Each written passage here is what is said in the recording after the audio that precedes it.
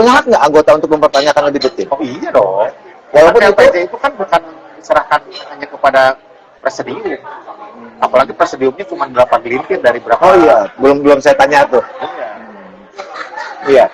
Nah, masalah presidium nih. Presidium kan menyangkut ke P25. Dalam sebuah kongres ternyata sebagian besar ya ini kan isunya tidak bisa masuk, tidak bisa daftar, sehingga kan tidak bisa hadir.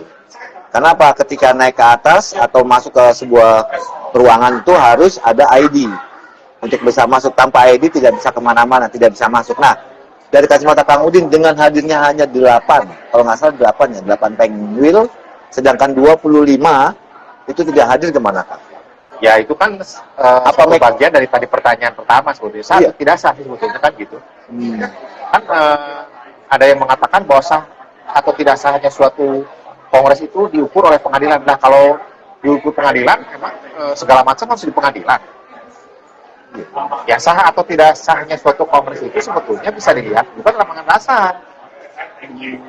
Kan kita bisa lihat orang sarjana hukum semua. Ente jadi notaris emang nggak lulus sarjana hukum? Nggak mungkin lah. Nggak mungkin kan? Pasti SH dulu. Iya makanya ada yang sudah S3, STLM gitu. Ada juga kan?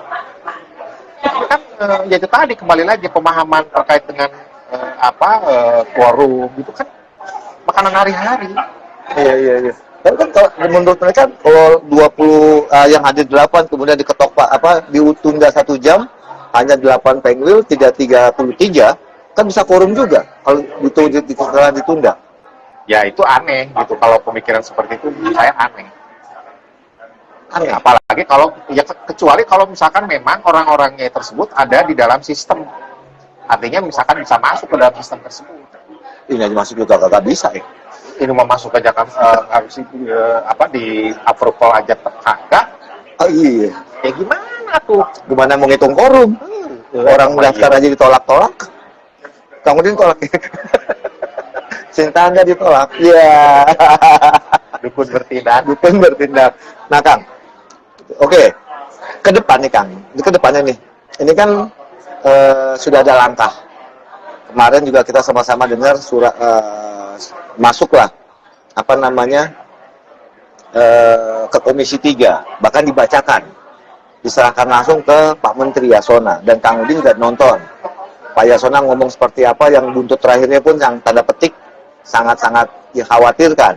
Kan gitu. Nah, selain itu yang perlu disikapi oleh anggota dan P25 untuk langkah lebih lanjut terlebih lagi baru tadi pagi dapat informasi bahwa ternyata dari pihak sebelah itu pun mengirimkan surat ke Kementerian Hukum dan HAM dengan dilampirkan tembusannya ke Seknek. Itu gimana Kang? Kacamata Kang Udin. Apakah saat ini perang surat? Ya atau perang urat syarat? perang urat. Ya menurut saya sih sebetulnya dalam konteks ini kan masih ada persoalan ya. Persoalannya sedemikian besar ya sebetulnya. Langkah pertama memang harus dilakukan persuasif dulu lah. Persuasif sebetulnya coba semua pihak itu cooling down untuk kemudian ketemu, bisa nggak? Tapi kan itu sering kali Kang Udin sampaikan. Ya kalau makanya ini langkah pertama ya. Kalau kemudian itu tidak bisa dilakukan atau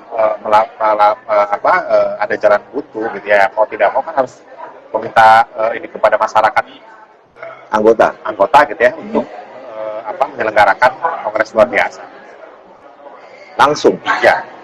Ya kan tadi langkah pertama sudah dijalankan, tidak ada respons. Iya. Ya udah ke tetap DPR kongres juga, udah tetap kongres bahkan. Ya itu kan berarti langkah berikutnya ya harus penyelamatan organisasi dong.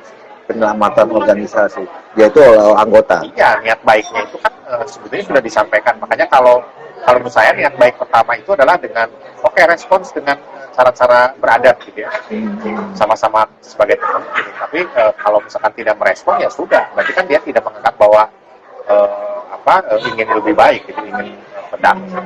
Nah, kalau dilaksanakan kongres luar biasa oleh P25, apakah di kongres luar biasa itu masih bisa mempertanyakan masa LPJ dari ketua umum yang sudah kongres? Iya dong. Nggak masalah, itu mah sesuatu yang kan kita mengulang sesuatu yang sebetulnya sudah dilakukan terdahulu. Iya. Ya itu faktanya kan sudah sangat jelas. Ya kenapa kemudian LPJ itu tidak disampaikan secara terbuka? Itu kan juga soalan. Bukan urusan apakah akan disetujui atau ditolak, itu kan hal lain. Iya. Kalau kemudian dia udah menjalankan organisasi itu dengan baik, Iya. Pengeluarannya jelas untuk apa? ya untuk nggak ada apa. masalah kan. Makanya Pak Menteri, Pak Yasona Lawli kan sampai Watson. Ada sesuatu yang salah nih. Iya. Itu juga kan harus ditindaklanjuti, tanda petik, cek urang sudah mah ditahan, tanda tanya, Tanda tanya. Pak.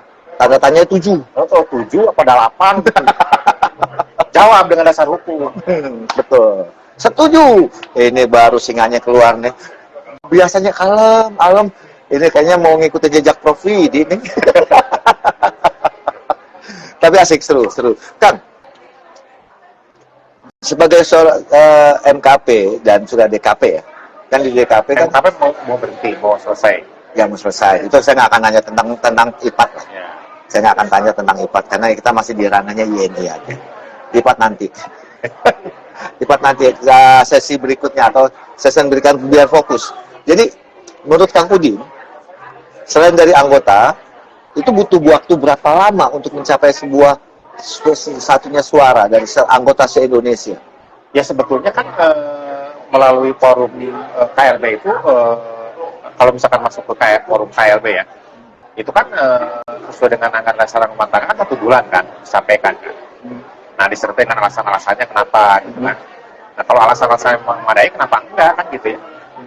Anggota-anggota juga kan bisa diakomodasi atau katakanlah bisa dimobilisasi gitu.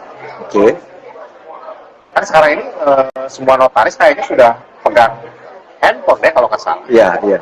Pasti. Ada email dan seterusnya kan. Punya. SABA kan pasti udah ini kan bisa dimobilisasi. Mudah lah dijangkau. Udah wilayah Tangsel misalkan gitu ya. Berapa sok rapat anggota secara virtual, rapat anggota secara langsung. Oke. Terus bawa bekal sesoranganan tiap acara gitu kan, kalau mau ini nggak usah pakai ada konsumsi, bawa bekal lah Warteg pun jadi lah. gitu kan. Saya dua SNA gitu. lesehan jadi So, gitu. yang penting ada kesepakatan.